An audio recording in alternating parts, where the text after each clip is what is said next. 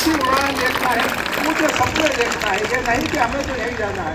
आप चंद्रमा पे जाएंगे, हो सकता है कि चंद्रमा पे नहीं पहुंचे तो आप तारों पे तो जरूर पहुंच जाएंगे। अर्थात यदि हो सकता है कि आपने तय करा कि मुझे तो इतनी पढ़ाई करना कि मैं लोगों की सहायता, सरकार की सहायता, ये सब आपके पीछे पीछे चली आएगी। यदि आपने तय कर लिया कि मुझे डॉक्टर बनना है तो आपके नंबर आए तो सरकार की बहुत सी योजनाएं हैं जिसमें बच्चों के लिए वजीफा भी मिलता है, 5 साल पढ़ाई के लिए पैसे भी मिलते हैं, गवर्नमेंट से लोन भी मिलता है, सब कुछ मिलता है। लेकिन ये सब कब आएगा?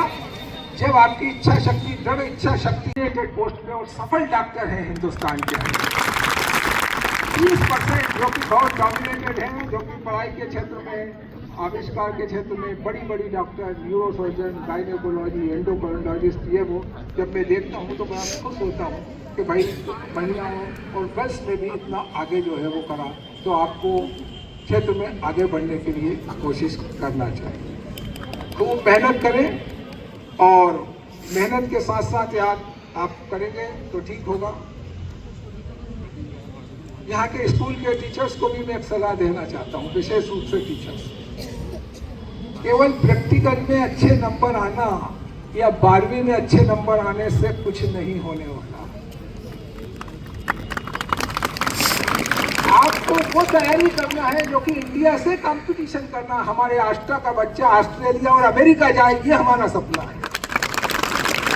हमारे बच्चे की नॉलेज आस्था और अमेरिका और ऑस्ट्रेलिया के बराबर होना चाहिए। यह असंभव नहीं है, संभव है। क्यों? कैसे? आज गूगल, चैटगेट स्पॉट और यूट्यूब के जरिए जो भी तुम्हारे दिमाग में सवाल है होगा।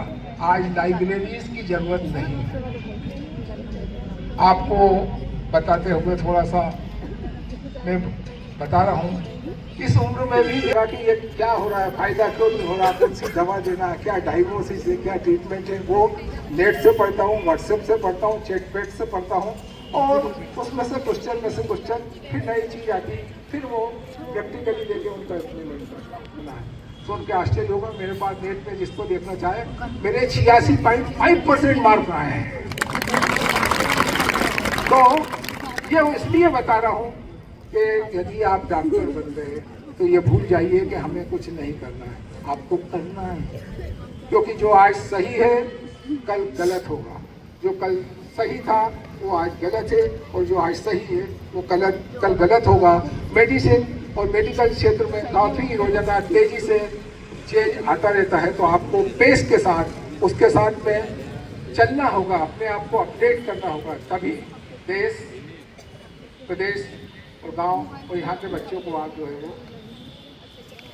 अच्छी तरह चिकित्सा सेवा दे सकेंगे। लड़कियाँ और लड़के बनते हैं तो क्या फायदे। लड़कियाँ यदि डॉक्टर बनती हैं तो वो बहुत स्वावलंबी हो जाती है। वो चाहे आस्ट्रा में हो, चाहे ऑस्ट्रेलिया अमेरिका में जाए, जहाँ जाएगी वो अपनी डिग्री लेके जाएगी, वहाँ उस कोने में ऑस्ट्रेलिया में भी प्रैक्टिस करके कमाएगी और जहाँ आस्ट्रा के अंदर भी कमाएगी। केवल मेडिकल ही ऐसा क्षेत्र है जिसके अंदर की जो चीज भगवान ने आपको दी, उनका कैरियर एकदम से आगे बढ़े और वो अपनी परीक्षा के अंदर जो है वो पास हो। होते जो है मेरे साथ में कछुआ क्या चलेगा, लेकिन उसने निरंतर मेहनत करी, चलते गया, तो कछुआ वो हर रोज पीछे रह गया, वो आगे बढ़ गया। बस इन्हीं सब बातों के साथ में मैं अपनी बात को समाप्त करता हूँ। आपके उज्जवल भविष्य की कामना करता हूँ और आप आगे रहें, आस्था का नाम रोशन देश में विदेश में करें। इन्हीं बातों के साथ मैं अपनी बात को समाप्त करता हूँ। बहुत बहुत धन्यवाद सर। और जैसा कि हमने सुना कि सर अभी भी कम से कम 6 घंटे पढ़ाई करते हैं, तो सीखने की कोई उम्र नहीं होती है। जन्म से लेकर मृत्यु प्रांत तक जो कुछ मार्क्स आते हैं नीट में, वो मेडिकल क्षेत्र में चले जाते हैं, और जिनके कम मार्क्स आते हैं वो पैरामेडिकल क्षेत्र में जाते हैं। पैरामेडिकल क्षेत्र के अंदर पैरामेडिक्स जो होते हैं, टेक्नीशियंस, जो डॉक्टर्स को उपचार में मदद करते हैं, इसके अंदर भी कैरियर मैं समझता हूँ बहुत ही अच्छा है ना।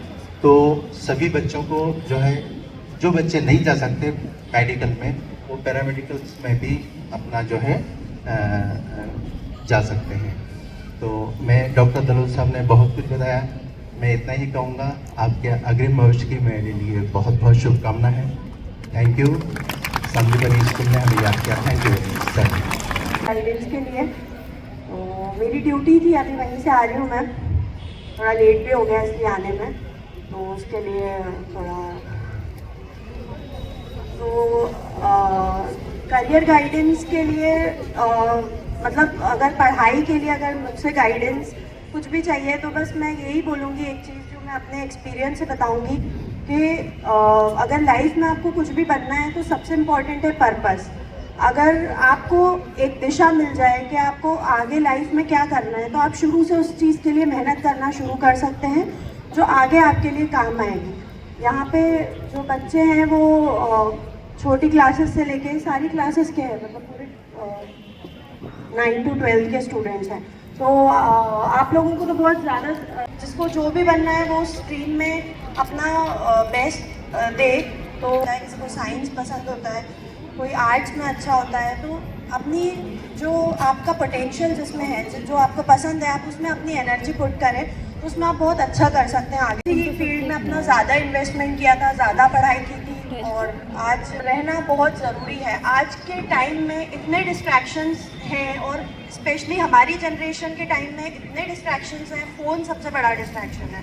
फ़ोन में व्हाट्सएप, यूट्यूब, फेसबुक, इंस्टाग्राम, ये सारे इतने ज़्यादा मतलब बहुत डेंजरस है आपके लिए। मतलब अगर आप इस साइड लग गए तो आपकी पढ़ाई तो गई पूरी तरह से। तो मैं यही बोलूँगी कि आप इन सारी चीज़ों से दूर रहें। मोबाइल एक बहुत अच्छी भी चीज़ है, अगर हम उसे सही उसमें यूज़ करें, एक अच्छा टूल है, तो इसका एडिक्शन बहुत बुरा है।